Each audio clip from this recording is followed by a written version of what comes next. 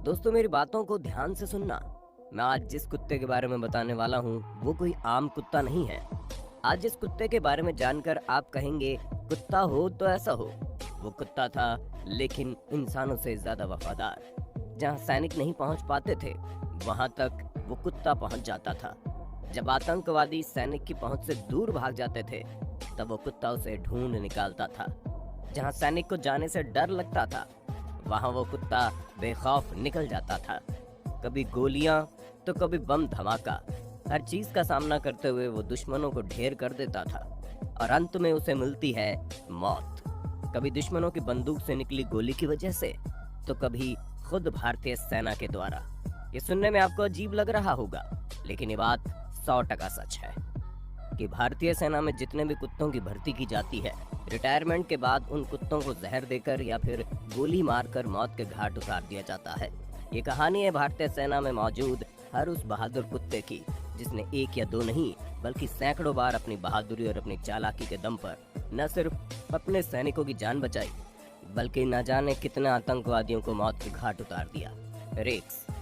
ये बात है साल 1995 की, जब आतंकवादी और आर्मी के जवानों के बीच भयंकर मुठभेड़ चल रही थी। तभी खबर लगती है कि एक आतंकवादी को सैनिक की गोली तो लगी है लेकिन वो भागने में कामयाब हो गया। लेकिन सैनिकों को मालूम था कि घायल अवस्था में वो ज्यादा दूर तक नहीं भाग सकता। हालांकि फिर भी भारतीय सेना उस आतंकवादी को नहीं ढूंढ पाई, जिसके बाद रेक्स नाम के उस जांबाज कुत्ते को बुलाया गया।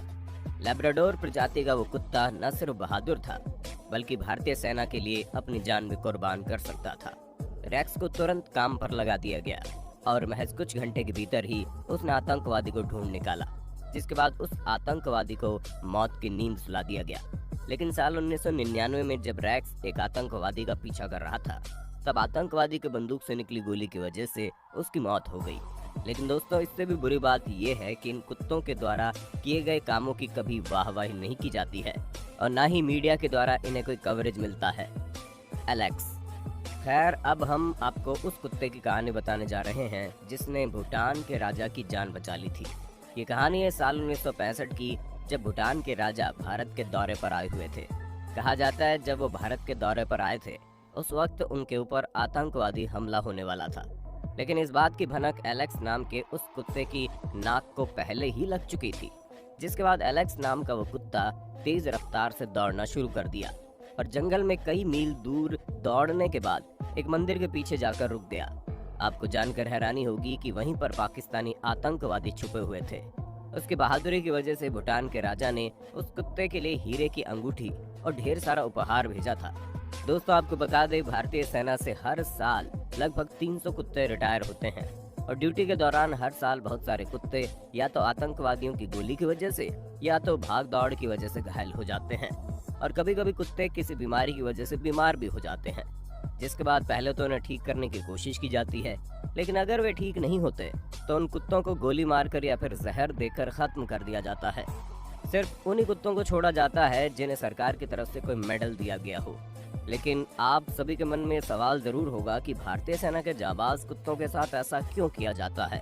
खैर इस सवाल का जवाब जानने से पहले हम जानते हैं रॉक नाम के उस कुत्ते के बारे में जिसके साथ सबसे बुरा सलूक हुआ।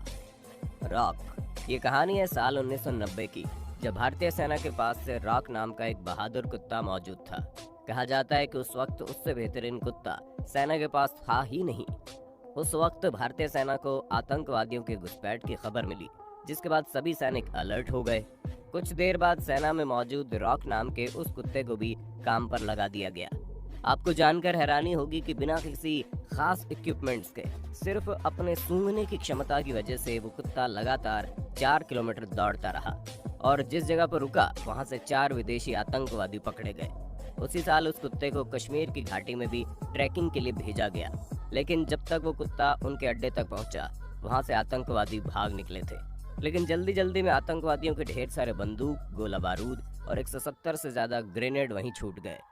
कहा जाता है कि मिशन के दौरान रॉक के एक टांग में गोली लग गई थी।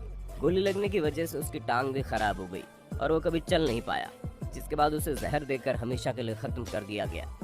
दोस्तों भारतीय सेना से रिटायर हुए कुत्तों के साथ ऐसा इसलिए किया जाता है ताकि वो कुत्ते किसी दुश्मन के हाथ में लग गए अगर इस तरह से ट्रेन किए गए कुत्ते किसी गलत हाथों में पड़ गए तो भारतीय सेना का बहुत बड़ा नुकसान हो सकता है। सेना में मौजूद कुत्तों को सेना के गुप्त जगहों का पता होता है। उन्हें भारतीय सेना के सभी संवेदनशील जगहों के बारे में पता होता है और अगर ये कुत्ते रिटायरमेंट के बाद किसी गलत हाथ में लग गए तो बहुत ज्यादा खतरनाक हो सकता है। इसलिए सेना से रिटायर होने वाले कुत्तों को किसी भी जगह पर नहीं रखा जाता है, क्योंकि इस बात की संभावना है कि देश में ही रहने वाले कुछ लोग पैसों के लालच में या फिर किसी और लालच में उन कुत्तों को किसी गलत हाथों में सौंप दें। फिर वो कुत्ते जो काम भारतीय सेना के लिए करते थे उन आतंकवादियों के लिए कर सकता है। यही वजह है कि रिटायरमेंट के तुरंत बाद अफसरों की मौजूदगी में उस कुत्ते को खत्म किया जाता है। मानसी, ये घटना साल 2015 की, जब एक बहुत बड़ी आतंकवादी घटना होने वाली थी। उस वक्त वो कुत्ता जम्मू कश्मीर में तैनात था। कहा जाता है कि जैसे उस कुत्ते को किसी नेगेटिव इंडिकेशन का पता लगा, वो अपने हैंडलर बशीर अहमद को जोर जोर से खींचने लगा। बशीर अहमद तुरंत समझ गया कि जरूर कुछ न कुछ गड़बड़ है। उसने मानसी को छोड़ दिया और उसके पीछे पीछे भागना शुरू किया। मानसी जिस दिशा में भाग रहा था उसी दिशा में आतंकवादी छुपे थे। बशीर अहमद समझ नहीं पाया कि वो जिस रास्ते में मानसी के पीछे जा रहा है वहाँ एक बहुत बड़ा खतरा मौजूद है और तभी आतंकवादियों की नजर मानसी और बशीर अहमद के ऊपर पड़ गई।